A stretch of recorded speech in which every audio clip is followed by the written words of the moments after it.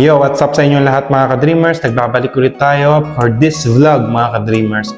Pag-usapan naman natin kung bakit nga ba tumatagal ngayon ang processing ng CAQ, ng LAMIA at ng working visa mga ka-dreamers ko.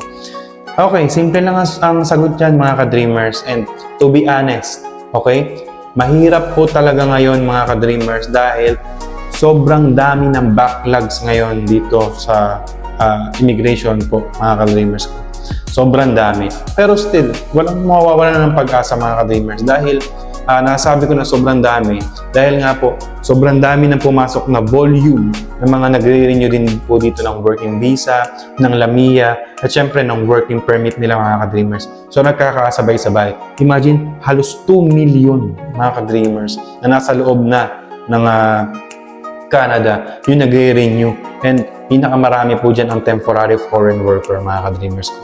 So, habang maaga pa mga ka-dreamers ko, kung gusto nyo talagang pumunta dito sa Canada mga ka-dreamers, maglano na kayo, kumilos na kayo, gumawa na kayo ng paraan or mag-apply na kayo para at least nakabinbin. Dahil alam ko, hindi lang Pilipinas, kundi maraming mga bansa mga ka-dreamers ang mga pending sa LAMIA, lalo na sa mga working visa nila mga ka-dreamers ko. So, yun lang. Still, kung dati umaabot ang processing ng 3 to 4 months or 3 to 5 months, ngayon i-expect nyo na siguro mga 7 to 8 months or ganun, 6 to 8 months mga ka-dreamers ko. So, alam ko na excited na rin kayo or tawag dito, naiinip na rin kayo, pero huwag kayong mawala ng pag-asa. Andito lang ako para sabihin sa inyo yung totoong sitwasyon na nangyayari ngayon. Dahil ang competition mga ka-dreamers is tumataas ng tumataas. Lalo pa ngayon na dumadami yung pumapasok dito sa Canada.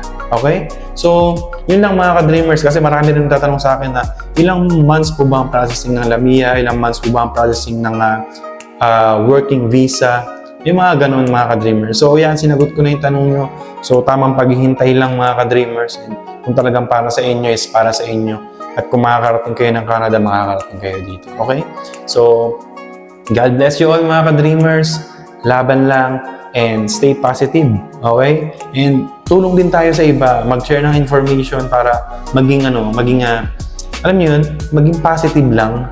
Kumbaga parang makatulong ka in a way sa pamaraan na alam mo. Okay?